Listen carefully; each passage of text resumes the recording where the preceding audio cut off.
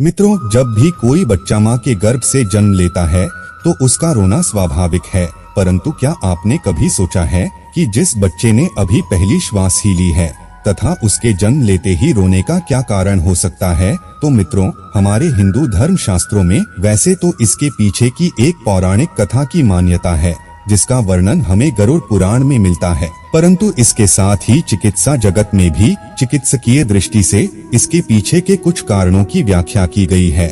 आज की वीडियो में हम बात करने जा रहे हैं हिंदू धर्म शास्त्रों में वर्णित उस पौराणिक कथा के बारे में, जो कि बच्चे के पहले रुदन से जुड़ी हुई है। नमस्कार मित्रों, स्वागत है आपका माया लोक यूट्यूब चैनल पर। मित्रों, क्या आपने कभी ध्यान दिया है, जन्म के समय जब बच्चे रोते हैं तो उनके रोने की आवाज ऐसी होती है जैसे वह पूछ रहा हो, कहाँ कहाँ। ऐसा इसलिए होता है क्योंकि धरती पर आने के बाद उसे लगता है कि वह कहाँ आ गया। वह परमपिता ब्रह्मा से कहता है कि हे भगवान, मुझे फिर से इस संसार में क्यों भेज दिया।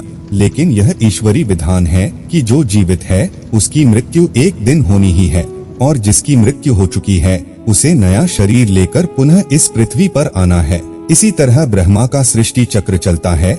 ब्रह्मा की सृष्टि संचार क्रम से जुड़े एक प्रसंग की व्याख्या विष्णु पुराण में भी की गई है, जिसमें बच्चे के पहले रुदन का रहस्य छिपा है।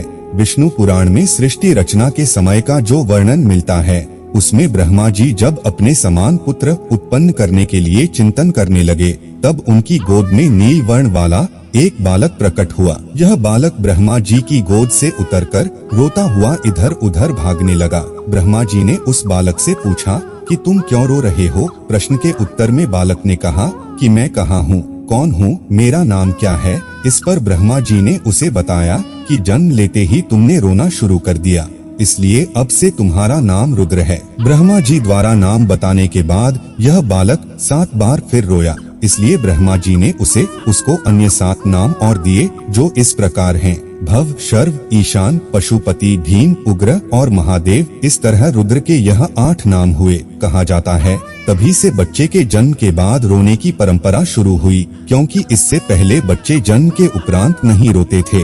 और हमारे हिंदू शास्त्र गरुड़ पुराण में इससे संबंधित इसी मान्यता का वर्णन मिलता है। इसके बिल्कुल विपरीत यदि हम नवजात शिशु के पहले रुदन से जुड़े प्रश्न का उत्तर चिकित्सकीय जगत में ढूंढें, तो इससे जुड़ा एक दूसरा दृष्टिकोण सामने आता है।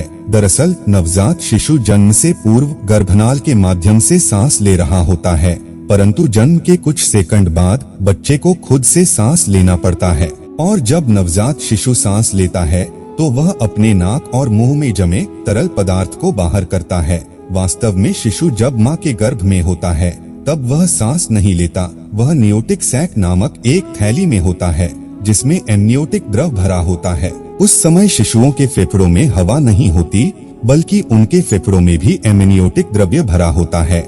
इस स्थिति में बच्चे को सारा पोषण अपनी माँ के द्वारा गर्भनाल के जरिए मिलता है। माँ के शरीर से बच्चे के बाहर आते ही गर्भनाल काट दी जाती है। इसके बाद शिशु को उल्टा लटकाकर उसके फेफड़ों से एमनियोटिक द्रव निकाला जाता है, जो कि एक जरूरी प्रक्रिया है ताकि फेफड़े सांस लेने के लिए तैयार हो सकें। इसके लिए जरूरी है कि बच्चा लंबी सांस ले, जिससे फेफड़ों के कोने कोने से एमनियोटिक द्रव निकल जाए और फेफड़ों की कार्यात्मक इकाई तक हवा आने जाने के मार्ग खुल जाए। द्रव के निकल जाने पर श्वास का मार्ग खुल जाता है और वायु का संचार होने लगता है। इन सब के लिए रोने की क्रिया महत्वपूर्ण काम करती है। दरअसल रोते समय बच्चा गहरी सांस लेता है। यही वजह है कि जन्म के बाद अगर बच्चा खुद नहीं रोता तो उसे हल्की सी चपत लगाकर रुलाया जाता है, क्योंकि यदि बच्चा जन्म के तुरंत बाद ना रोए तो इस द्रव्य के फेफड़ों में होने के कारण बच्चे को ऑक्सीजन नहीं मिल पाएगी और ये उसकी मौत का कारण भी बन सकती है। क्या आप जानते हैं, जन्म के समय रोने से बच्चे के शरीर में पर्याप्त मात्रा में ऑक्सीजन जाती है, जिससे उसके मस्तिष्क का विकास होता है।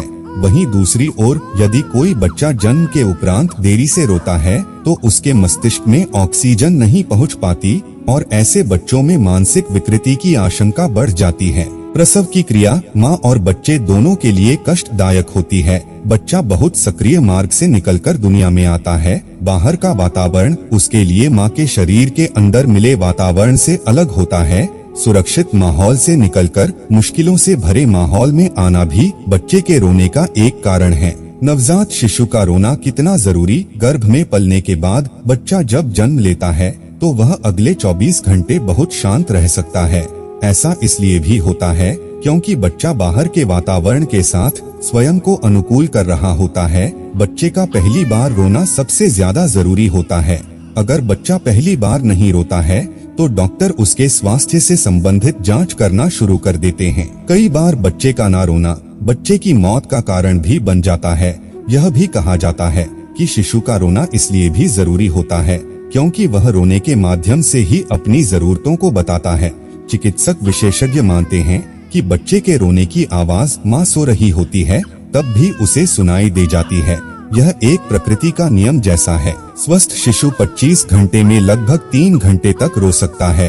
कई बार कुछ शिशुओं में ज्यादा रोने की आदत देखी जाती है। ज्यादातर बच्चे सुबह के समय और दोपहर के बाद शाम को रोते हैं, परंतु यदि वह 40 मिनट से 1 घंटे तक लगातार रो रहा है तो यह गंभीर बात हो सकती है और इसका परामर्श हमें तुरंत डॉक्टर से करना चाहिए। तो मित्रों, आपको हमारी आज की ये वीडियो कैसी लगी नीचे कमेंट करके जरूर बताएं। लाइक करें, शेयर करें और ऐसी ही रोचक और आध्यात्मिक जानकारी के लिए हमारे YouTube चैनल माया लोक को सब्सक्राइब करना ना भूलें।